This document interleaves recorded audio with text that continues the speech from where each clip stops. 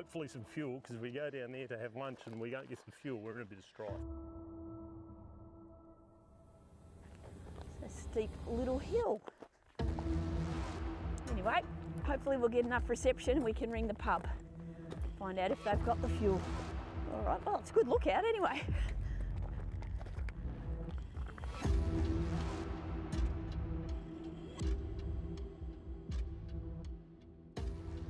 Yes, all right. 4G and a couple of bars. Royal Mail Hotel. Yeah, g'day. I was just wondering whether you guys got any diesel available. Yes, we do, mate, yeah. All right, perfect. All right, thanks very much. Okay. All right, thanks, bye. Hey, thumbs up. We can get some petrol. Well, some diesel. Very good. All right, now we can enjoy the view.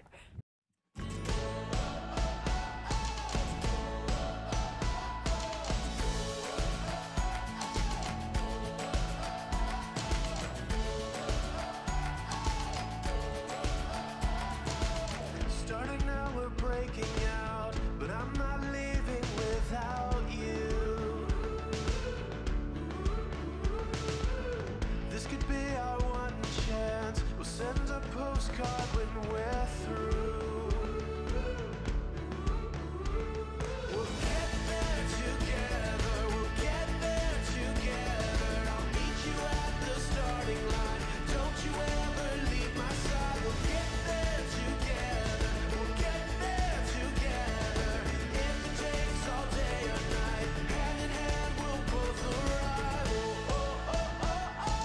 Oh, oh, oh, oh, oh. Oh, oh, oh, oh. You wanna see the sunrise, starry nights and endless seas. We're writing our own story. Let's go and make this what it's meant to be. Let's scream it out. Let's go and make this what it's meant to be. We'll get there together. We'll get there together. I'll meet you at the starting line. Don't you ever leave my side. We'll get there together. We'll get there together. If it takes all day or night, hand in hand we'll both arrive. Do you feel your heartbeat? Do you feel the warmth beneath your feet? 'Cause you're standing next to me. Do you feel We have come to the end of our 3-night stay in Currawinya National Park in Queensland, about 60 kilometres north of Hungerford, and we've had a pretty fantastic time. It feels like we are in the middle of nowhere, so right out the back of Burke, but it's been a beautiful spot. We've got a lovely lake there. There's been enough things for us to cruise around and have a look at in a day. Would highly recommend this as a place to come for maybe 2 nights. We've been busy for three days. This is the start of August and I've been really amazed. I don't think I've ever been to a national park that's got so many wildflowers and flowering shrubs and bushes in it. If you were into taking photos of plants and things, I kind of like that. There's been heaps of them to see. I've really enjoyed it. I think Peter's nearly sick of pulling over every time I go, oh, did you see that one over there? You should have a look at that.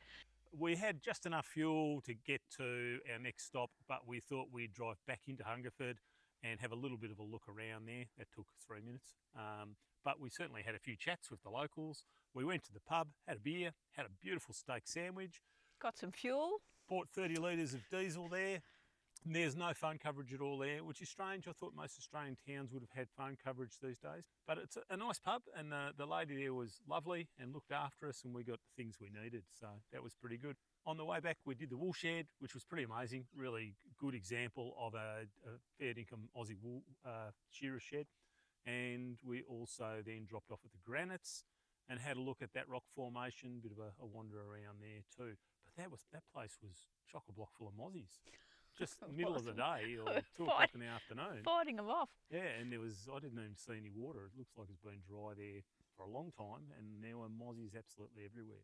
So, as we come to the end of our 3 nights in Currawinya, would I recommend it to anybody else? Yeah, 100%. If you can be self-sufficient, and you've got a vehicle that can take some rough roads. I don't think the roads are all that bad, really.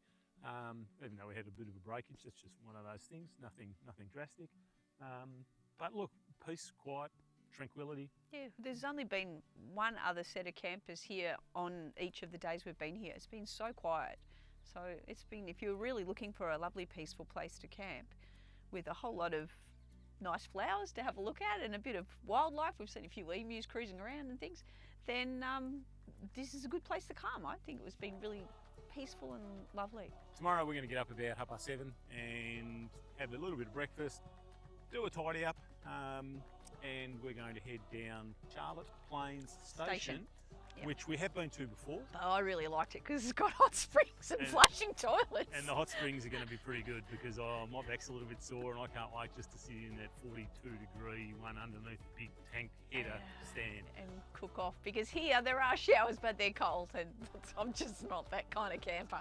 Anyway, we've had a ball, the light is fading, the fire is calling fade, us. And it's about dinner time and gourmet baked beans out of a can and English muffins tonight. So well, we did have a steak sandwich for lunch, exactly, so we're hardly right. suffering here. Alrighty, so all right. We certainly have made this retired life better than the vacation for the last 3 days at Currawinya. Oh, if you did come here, there's a couple of lakes. We didn't get out to those. We've got this little lake here, but it says that it's good for canoeing and kayaking and bird watching. So do some homework. I don't know exactly which of the lakes you could do that with, but worth knowing if you're coming up here and you've got canoes and kayaks, bring them along.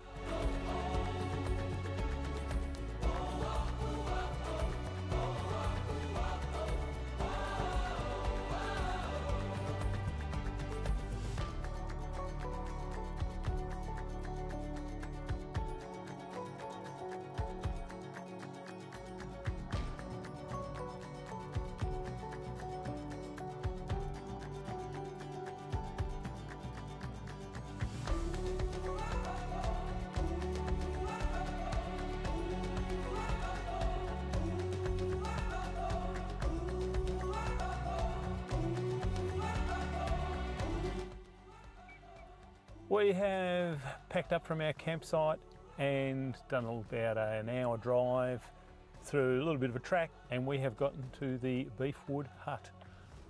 Pretty cool little hut. There's lots of little artefacts in there that are all just sitting there.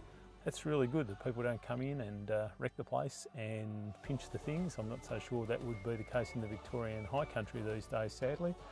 It's a beautiful bit of country. We saw some lovely birds on the way through. I don't know, they were a crane or a brolga or something like that, but they were pretty good. Lots of kangaroos. And we are now heading to Ullo and then Cunnamulla for lunch. Susan wants to check out the visitor centre and the Cunnamulla fella. And after that, we're pushing on to Charlotte Plains for a nice relaxing soak in a hot spring. Let's hit the road.